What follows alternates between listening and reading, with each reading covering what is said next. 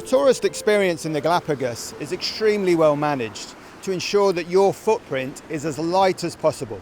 So there is a strict code of conduct in the Galapagos, which as a visitor you're expected to adhere to. The ship's schedules are incredibly well organised, just to make sure that the key sites aren't overrun. But last year, 200,000 people came to the Galapagos. So the big question is, at what point does this become unmanageable?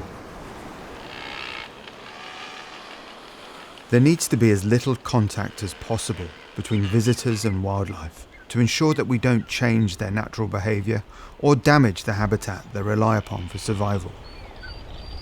So the worry is that any further growth in tourism will upset the delicate balance of nature in this fragile environment. There needs to be a cap on visitor numbers. And that might sound odd coming from a tour operator, but it needs to be done right now, not in the long-term future, but right now. Think about it. If the authorities were to cap the numbers at their current level, and then they were to take the bold step of doubling or even tripling the park fee, not only could they alleviate the pressure on the environment and this fabulous wildlife that everybody has come to see, they could also create a budget that could go towards the long-term conservation of the Galapagos Islands.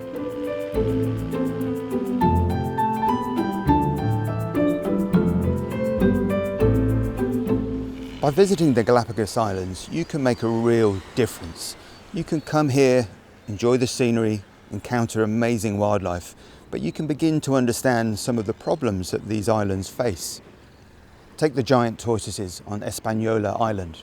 There were fewer than 20 tortoises on those islands, but there are now in excess of 2,000 tortoises, thanks to a breeding program put in by the national park authorities. Things like breeding programs cost money, and there is still a lot to do in the Galapagos Islands, which is why I think the national park fee needs to be increased.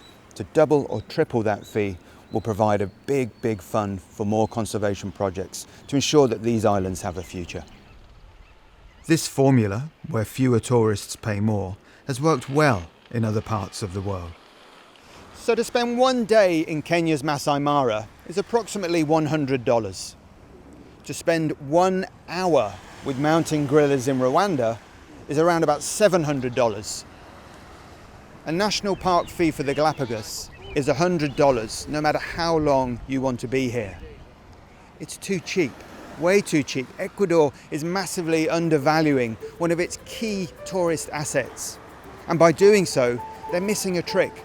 They're jeopardizing the long-term future of these islands.